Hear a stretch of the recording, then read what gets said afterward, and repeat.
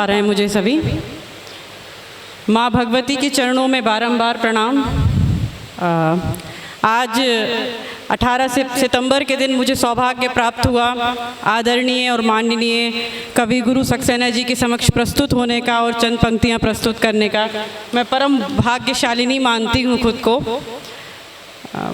बीते दिनों कुछ हादसा घटित हो गया तो मेरा यहाँ आना असमंजस में पड़ गया, लेकिन अब सबकी तालियों की दरकार और भानु जी और हिमांशु जी का स्नेह आभार यहाँ मुझे खींच लाया, तो मैं परम धन्यवाद देती हूँ आप सबको आमंत्रित करने के लिए। चंद पंक्तियों से शुरुआत करूँगी मैं,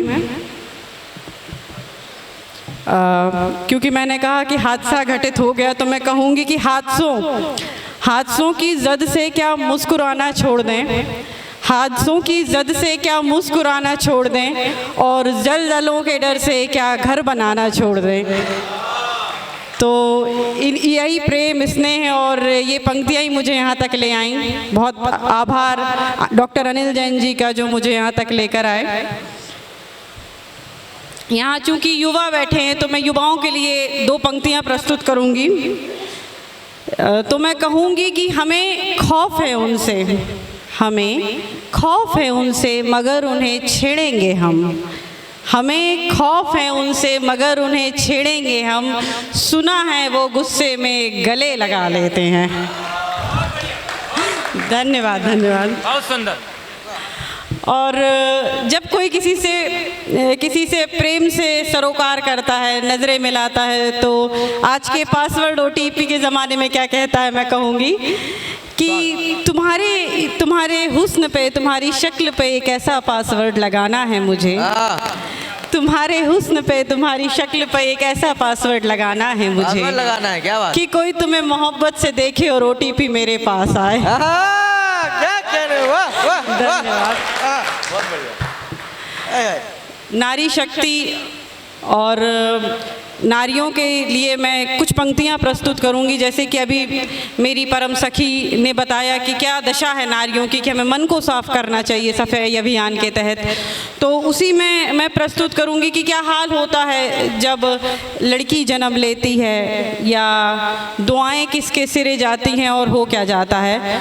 तो मैं लिखा है मैंने, मैं कहूँगी कि मैं स्त्री हूँ, मैं कहूँगी कि मैं स्त्री हूँ जो तुम्हारी बद्दुआओं का असर है, मैं स्त्री हूँ जो तुम्हारी बद्दुआओं का असर है, दूधू नहाओ पूतो फलो बेटे ही बेटे हों, ऐसी तमाम धारणाओं पर बेअसर हूँ, मैं स्त्री हूँ जो तुम्हारी बद्दुआओं का असर हूँ। क्या बात है, वाह। दुनिया भर के तमाम व्रत पूजन हवन तुम्हारे हिस्से में आए, दुनिया भर के तमाम व्रत पूजन हवन तुम्हारे हिस्से में आए, मैं तो लांछनों कायदों गालियों में लिप्त समाज में व्याप्त सबर हूँ, मैं स्त्री हूँ तुम्हारी बद्दुआओं का असर हूँ।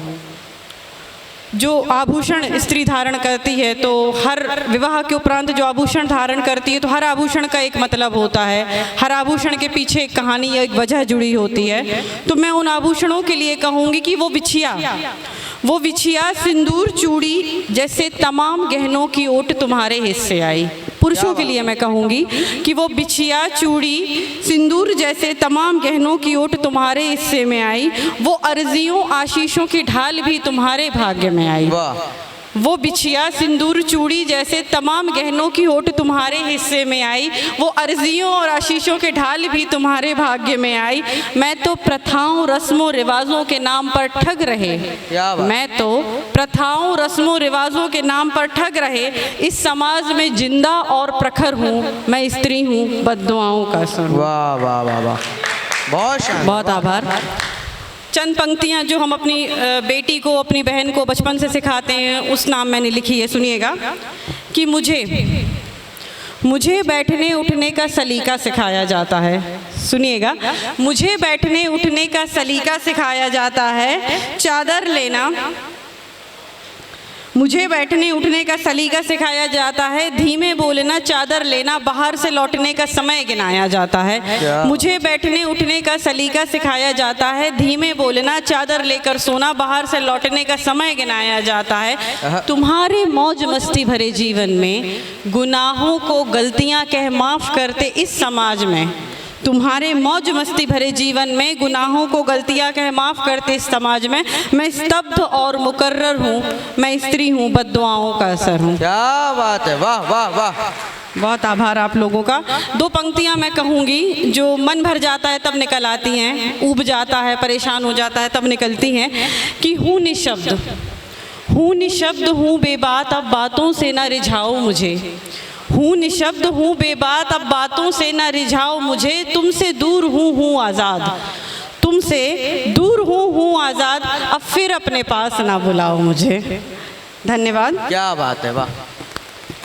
स्त्री सभ्यता का और सनातन धर्म में परम जो पूजनीय रही हैं वो रही हैं माँ सीता। माँ सीता के लिए बारंबार प्रणाम। पर ईश्वर को भी इंसानी प्रवृत्ति ने नहीं छोड़ा, मैं कहूँगी। इंसानों ने उन पर भी दोष लगाए, आरोप लगाए जब तक वो धरा पर रहीं। तो माँ सीता जो स्वयं राजा जनक की पुत्री थी, ईश्वर स्वरूप थी, किंतु उन्हें भी सुख से नहीं रहने दिया इंसान ने इस धरती पर।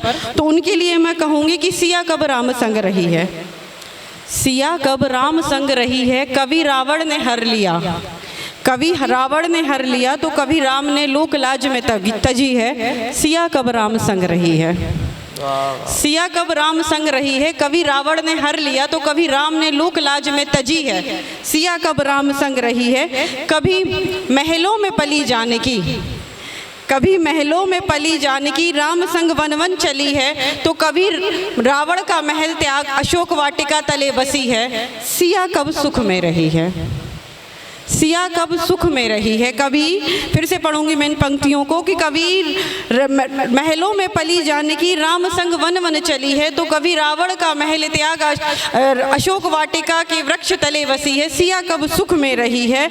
कभी राम के विच्छोह में पल पल जली है, कभी राम के विच्छोह में पल पल जली है। तो कभी खुद की पवित्रता साबित कर अग्नि में तपी है। सिया कब खुशमय रही है। मैं समाज से ये सवाल पूछूंगी, पूछते तो हैं आप, पर सिया कब खुशमय रही है।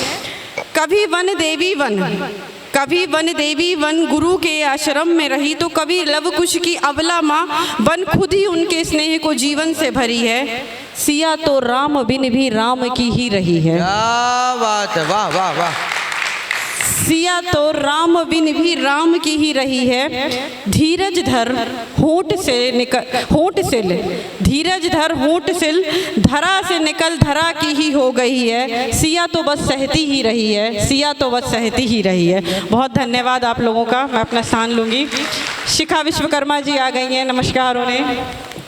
धन्यवाद, धन्यवाद आप सबका। बहुत प्यारा काव्य पाठ प्रस्तुत किया।